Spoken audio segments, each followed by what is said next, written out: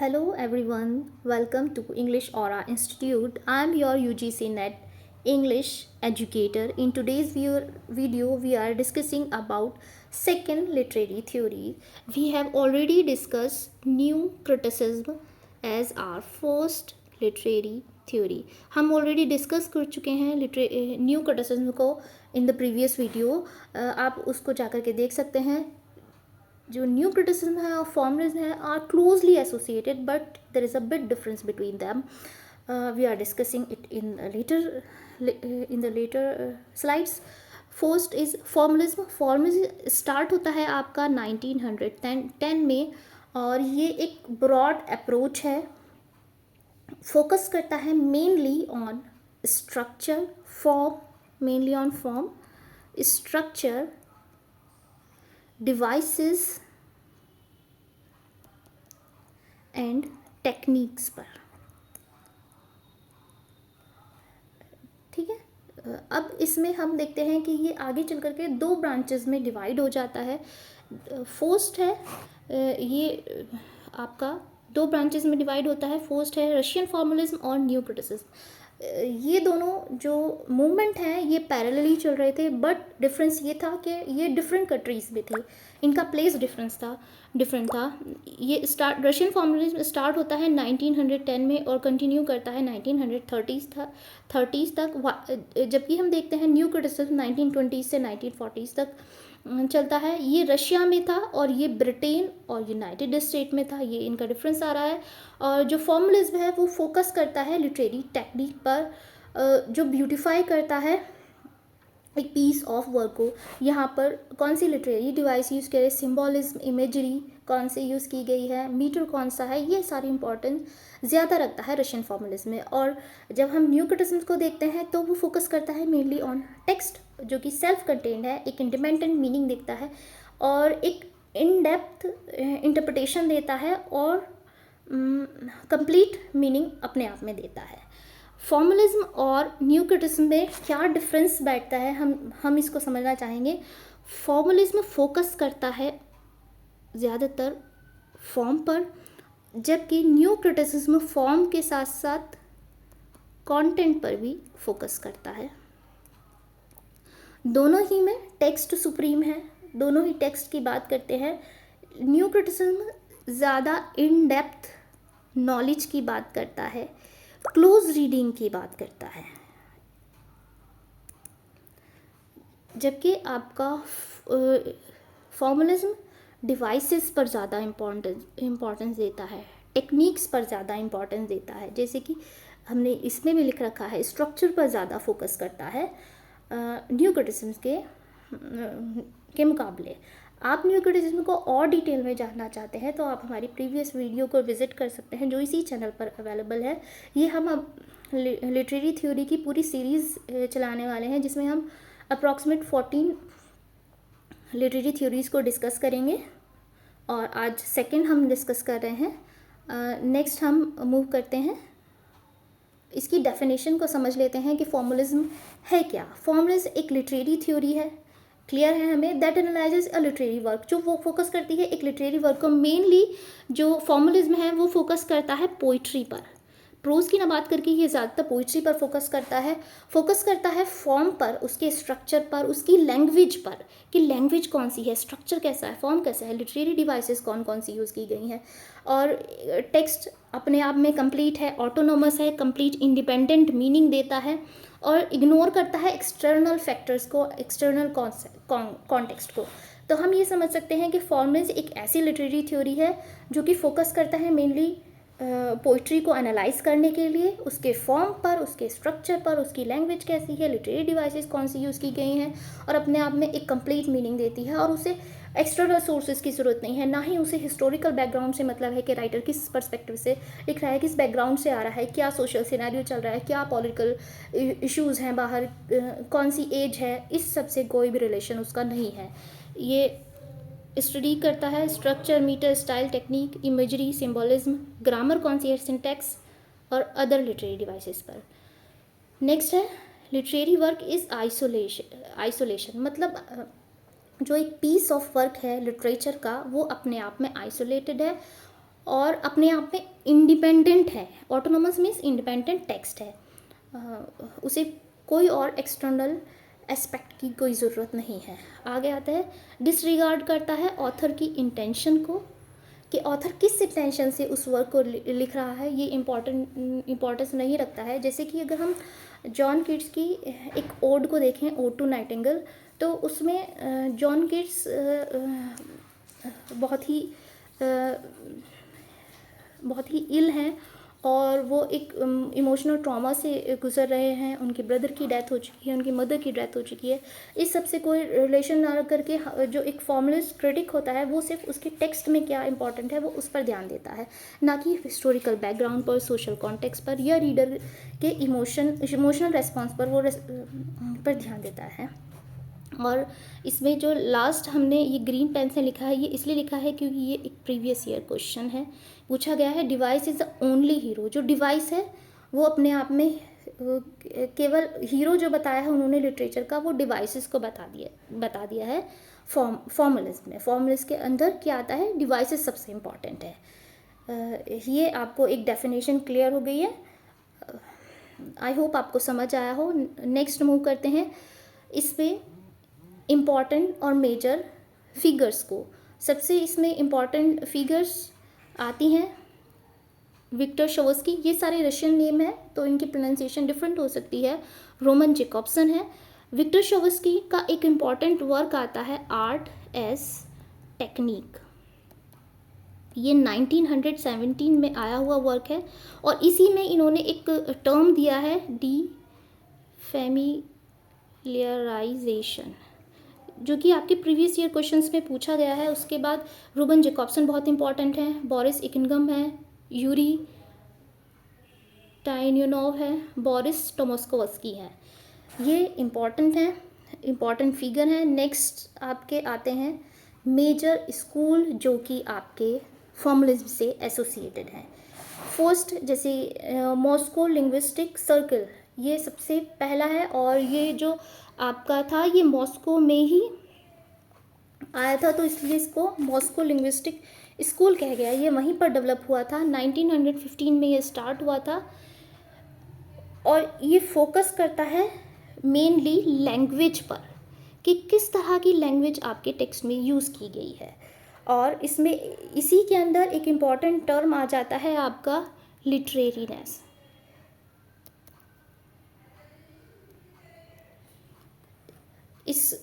ये एक ग्रुप है सोशल साइंटिस्ट का इन सेमियोटिक लिटरेरी थ्योरी का और लिंग्विस्टिक का। फाउंडर हैं इसके फिलिप और इसमें इम्पॉर्टेंट फिगर हैं रोमन जेकॉब्सन, ग्रेगरी विडोकोर और बोरिस टोमस्कोवस्की। जो आपका अब सेकंड स्कूल आ जाता है ओपो जैज़। कहीं कहीं ओपो जैज़ भी है, कहीं कहीं ओपो जैज़ भी है और इसको इंग्लिश में नाम जो है इसका society for the study of poetic language.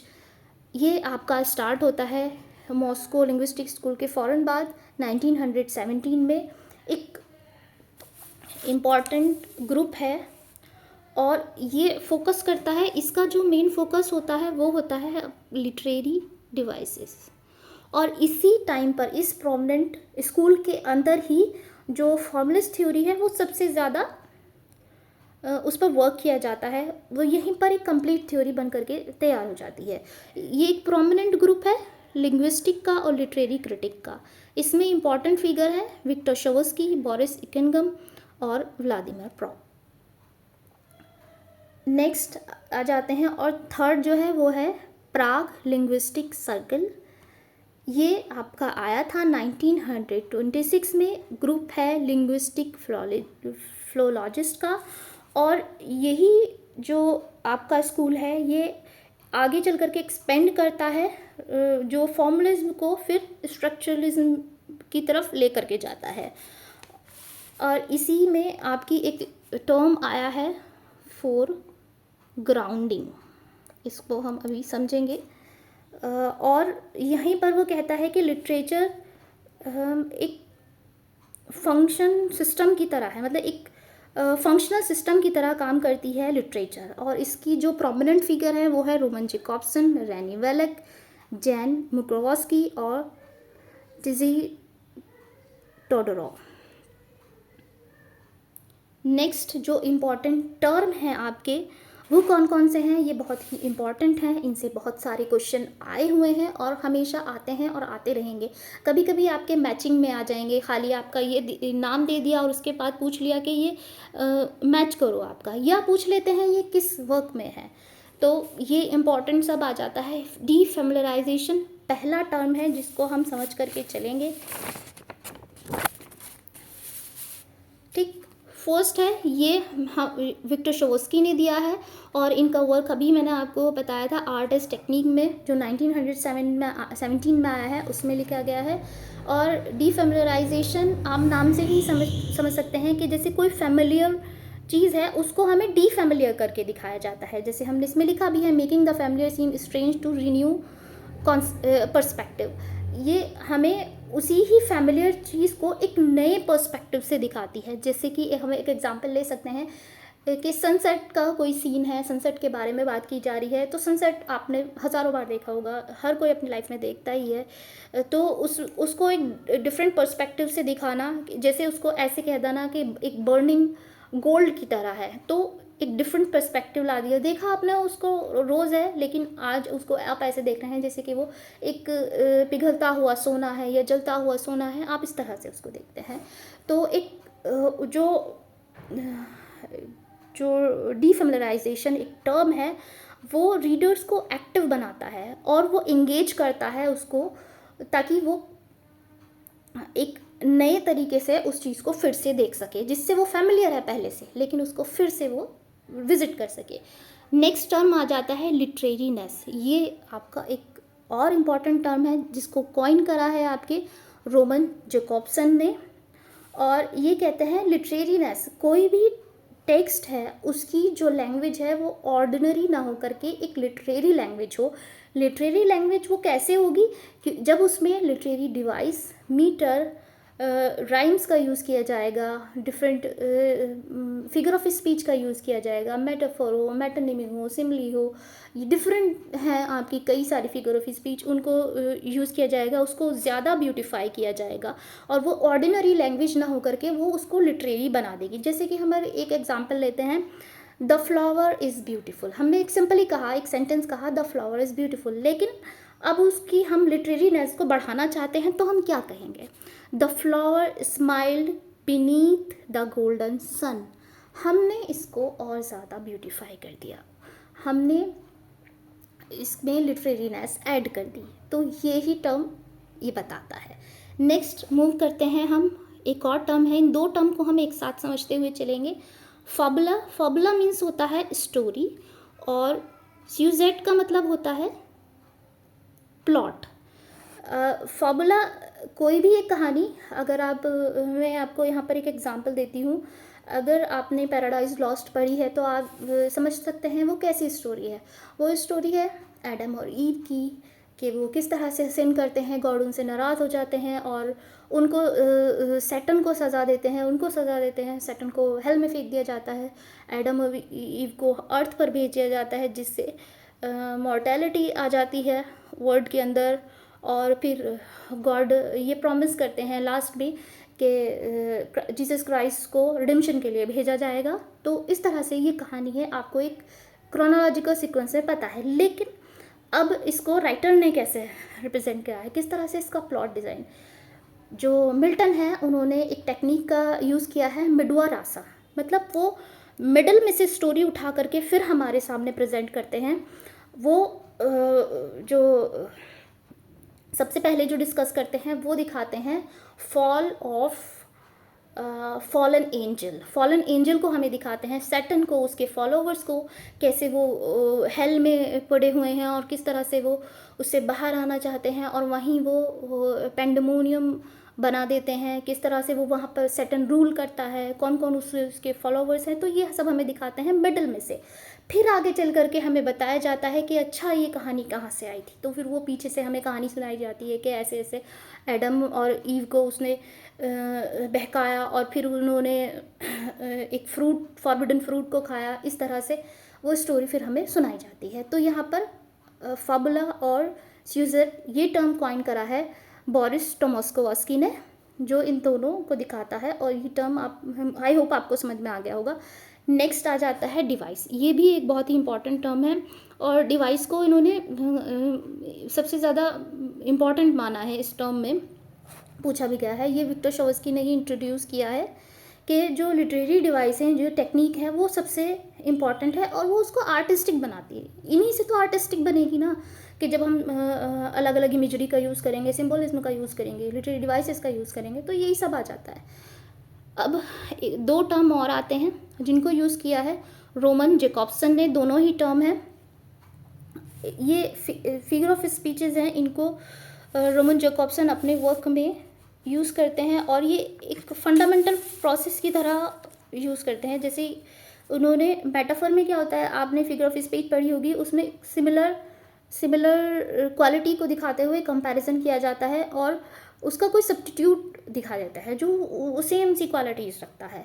और मेटोनिमी क्या होता है, क्लोजली एसोसिएटेड कोई चीज़ दिखा देते हैं। जैसे कि मान लीजिए द वाइट हाउस कह देते हैं, जो कि गवर्नेंस को प्रेजेंट करता है, तो ये मेटोनिमी उसको मतलब क्लोजली एसोसिएटेड, क्लोजली कनेक्टेड चीज़ को हमें यहाँ पर दिखाता है। फोरग्राउंडिंग नेक्स्ट टर्म आता है, the use of deviation and parallelism to make language stand out. अब जो फोरग्राउंडिंग टेक्निक है, लिटरेरी टेक्निक है, वो क्या करती है, वो ज़्यादा नोटिसेबल बनाती है, हमारी लैंग्वेज को ज़्यादा नोटिसेबल बनाएगी और ज़्यादा स्ट्राइकिंग बनाएगी, ताकि हम उसकी तरफ अट्रैक्ट हो, मतलब उस वर्क को हम पढ़ना चाहें, वो स्ट्राइक करे हमें। जैसे कि हमने यहाँ पर डेविएशन के लिए एक हम एग्जाम्पल लेते हैं। डेविएशन का मतलब क्या होता है कि जो लैंग्वेज के नॉर्मल रूल्स हैं उनको ब्रेक करके एक नए तरीके से प्रेजेंट करना। जैसे हम एक एग्जांपल देते हैं, जैसे द सन इज़ राइजिंग, हमने कहा द सन इज़ राइजिंग, उसकी जगह हम ये ना कह करके एक नई तरीके से प्रेजेंट करें, the sun spilled liquid gold across the sky. तो इसको हमने और ब्यूटिफाई कर दिया और डेविएट कर दिया, ठीक। और नेक्स्ट आता है पैरेललिज्म। जैसे कोई रिपीटेशन पैटर्न, पैरेललिज्म का मतलब होता है रिपीटेटिव पैटर्न को यूज़ करें हम। जैसे कि अगर हमने यूज़ करा है आई कम, आई सॉ, आई कॉन्कॉर्ड, तो यहाँ पर रिपीटेशन हो गया आई का, तो ये दिखाता है आपके फोरग्राउंडिंग टेक्निक को, जो कि आप अपने इस थ्योरी के अंदर पढ़ते हैं। नेक्स्ट आता है aphasia, a language disorder used by Jakobson to explain the distinction between metaphor and metonymy. ये भी रोमन जैकॉब्सन ने ही दिया है। वो क्या कहते हैं, एक लैंग्वेज डिसऑर्डर को दिखाते हैं, जो कि क्या एक्सप्लेन करता है, डिफरेंस बताता है हमें मेटाफर और मेटोनिमी के में क्या डिफरेंस है, ये हमें बताता है अफेजिया के अंदर, इस टर्म के अंदर हमें बताते हैं। तो ये कुछ इंपॉर्टेंट टर्म हो जाते हैं, 9 हमने लिखे हैं, ये बहुत ही इंपॉर्टेंट है। इसमें से हर एक प्रीवियस ईयर क्वेश्चन में आया हुआ है, आप अपने नोट्स में इसको प्लीज़ लिख लीजिए। नेक्स्ट आते हैं हम, इसमें प्रीवियस ईयर क्वेश्चन को डिस्कस करेंगे। इसमें काफ़ी सारे क्वेश्चंस आए हुए हैं, लेकिन आज हम इस वीडियो में 2 ही इंक्लूड करेंगे, क्योंकि वीडियो बहुत लंबी हो जाती है। इसमें हम सभी चीज़ों को कवर करने की कोशिश कर रहे हैं। आप इसमें फर्स्ट क्वेश्चन को देखेंगे, in formalistic school of critic art is, क्या है इसमें, आर्ट क्या है, एंटरटेनमेंट है, प्रीचिंग है, मैटर है या स्टाइल है। सबसे ज़्यादा फोकस जो आता है वो आपका स्टाइल पर आ जाता है फॉर्मलिस्ट के अंदर। नेक्स्ट क्वेश्चन है, which term among the following associated with the formalistic critic. कौन कौन से हैं टर्म, हमने अभी पढ़े हैं, ऑरा भी नहीं है, एक्टेंट भी नहीं है, नरेटिव भी नहीं है, ये 2 टर्म हमने अभी पढ़े हैं, डीफेमिलियराइजेशन जो विक्टर शोवस्की ने दिया है, और फोरग्राउंडिंग, ये दोनों ही इंपॉर्टेंट टर्म है। इनके अलावा भी काफ़ी क्वेश्चंस हैं जो जब हम प्रीवियस ईयर क्वेश्चन सीरीज़ लाएंगे तो हम उसमें उनको और डिटेल में एक्सप्लेन करेंगे, समझेंगे।